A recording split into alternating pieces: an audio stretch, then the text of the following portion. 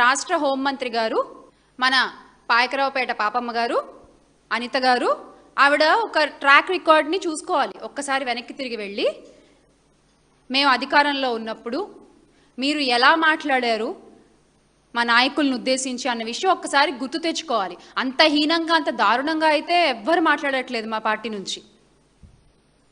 అలాగే గత 2 ఏళ్లుగా మీరు అధికారంలోకి వచ్చిన దగ్గర నుంచి మీరు ఎన్నిసార్లు మా మహిళా నాయకుల గురించి మాట్లాడలేదు? వ్యక్తిగతంగా విమర్శిస్తూ, ముఖ్యంగా వైఎస్ జగన్మోహన్ రెడ్డి గారిని కానీ, వైఎస్ విజయమ్మ గారిని కానీ, వైఎస్ భారతీయమ్మ గారిని కానీ ఎన్నిసార్లు మీ నోటి మాటలతో ఇబ్బంది పెట్టారు? ఆ విషయం మీకు గుర్తులేదా?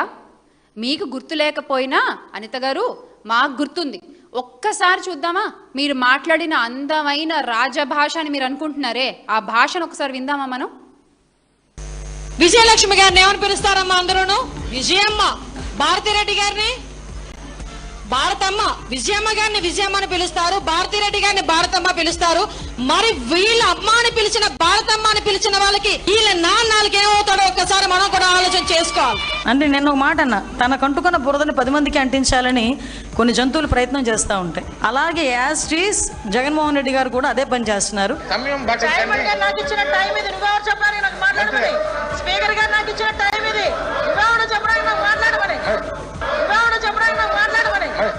బయటకు వస్తే అనాపాయసకి పనికిరానోడు 5 రూపాయల పోస్ట్ గురించి మమ్మల్ని తీసుకొచ్చి వీధిలో పెడతాడా? కొడవల నుంచి కత్తికి వచ్చింది, కత్తి నుంచి గొడ్డలికి వచ్చింది.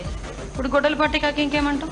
ఈరోజు ఎక్కడో బెంగళూరులో కూర్చొని లిటరల్లీ చెప్పాలంటే పులిహోర కబుర్లు మాట్లాడుతున్నాడు. నా దగ్గరికి వచ్చే ధైర్యం అయితే వైఎస్ఆర్సీపీలో ఎవరికీ లేదు.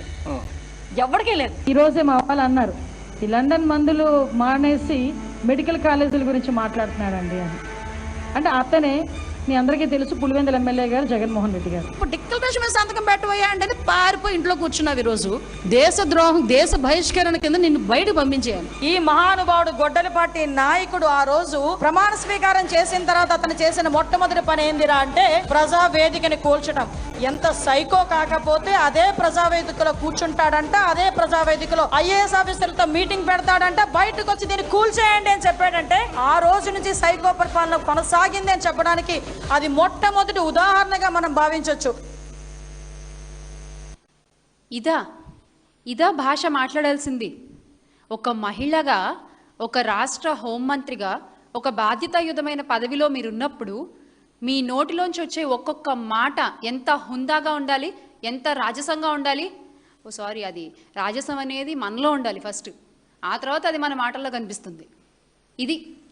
ఇది మీరు మీరేంటో మీ మాటల్లో చాలా స్పష్టంగా అర్థమవుతుంది. అయితే నాకు అర్థం కాని ఒక విషయం ఏంటంటే, మహిళల గౌరవం గురించి మీరు మాట్లాడుతున్నారు కదా, మరి ఇప్పుడు మా పార్టీ నాయకులు, మహిళా నాయకుల్ని మీరు కించపరిచినప్పుడు, వాళ్ళని వ్యక్తిత్వ హననాలు చేసినప్పుడు అప్పుడు మీకు మహిళా గౌరవం అనేది గుర్తురాలేదా?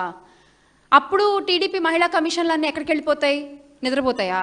అప్పుడు బయటకు వచ్చి మాట్లాడరా? లేకపోతే మహిళా గౌరవం అనేది ఓన్లీ టీడీపీలో ఉన్న మహిళలకి మాత్రమే వర్తిస్తుందా? వైఎస్ఆర్సీపీలో ఉండే మహిళలకి మహిళా గౌరవం వర్తించదా అని మీరు అనుకుంటున్నారా? దీనిపై నిజంగా మీరు స్పందించాలి అనిత గారు. డెఫినెట్గా మీరు మాట్లాడాలి. ఎందుకంటే టీడీపీ నాయకురాలిపై వ్యాఖ్య వస్తే అది మహిళలకు అవమానం, వైఎస్ఆర్ కాంగ్రెస్ పార్టీకి చెందిన మహిళలపై వ్యాఖ్యలు వస్తే అది రాజకీయం కదా. ఇదే కదా మీరు ఫాలో అయ్యే ఫార్ములా. టీడీపీ మహిళ అయితే గౌరవం, వైఎస్ఆర్సీపీ మహిళ అయితే అవమానం, టీడీపీ మహిళ అయితే దండం పెట్టాలి, వైఎస్ఆర్సీపీ మహిళలపై రాళ్ళేయాలి. టీడీపీలో ఉండే మహిళలందరూ దేవతలు, వైఎస్ఆర్సీపీ మహిళలందరూ వ్యక్తిత్వ హననాలు చేస్తూ మన వాళ్ళని కించపరుస్తూ ఎంత దారుణంగా మాట్లాడాలో అంత దారుణంగా మాట్లాడేయాలి. ఇదేగా మీరు మీ టీంకి ఇచ్చేటువంటి ట్రైనింగ్. మీ యొక్క పచ్చ మీడియాలో కావచ్చు, మీ యొక్క ఐటీడీపీలో కావచ్చు, మీ సోషల్ మీడియా ఛానల్స్లో కావచ్చు, ఇలాగే కదా మీరు ఆపరేట్ చేస్తున్నారు మొత్తం. అసలు పాలన గురించి మాట్లాడకుండా, హామీలు అమలు చేయకుండా, ప్రజా సమస్యలకి సమాధానాలు చెప్పకుండా, ప్రతిపక్ష నాయకుల్ని, కుటుంబాల్ని లక్ష్యంగా చేసుకుని మీరు చేస్తున్నటువంటి రాజకీయం నిజంగా చాలా నీచమైనది, చాలా దిగజారుడు రాజకీయం ఇదంతా కూడా. నిజంగా రాష్ట్రంలో రాజకీయ సంభాషణ స్థాయిని దిగజార్చింది టీడీపీనే. ఈరోజు చెప్తున్నాం మేము, రాష్ట్రంలో రాజకీయ సంభాషణ యొక్క స్థాయిని దిగజార్చింది తెలుగుదేశం పార్టీయే. ఈ పదాలు మా నాయకులు ఎప్పుడు వాడలేదే, మా మహిళా నాయకులైతే ఎప్పుడు వాడలేదే. ఇప్పుడు కూడా మిమ్మల్ని సంబోధిస్తున్నప్పుడు కూడా గారు అనే సంబోధిస్తుంటాం కదా మేము. కానీ మీరు ఎంత అద్భుతమైన పదాలు వాడారో ప్రజలందరూ చూస్తున్నారు, గుర్తుపెట్టుకుంటున్నారు కూడా. లైక్ చేయండి, షేర్ చేయండి, సబ్స్క్రైబ్ చేయండి. మరిన్ని వీడియోల కోసం బెల్ సింబల్ పై క్లిక్ చేయండి.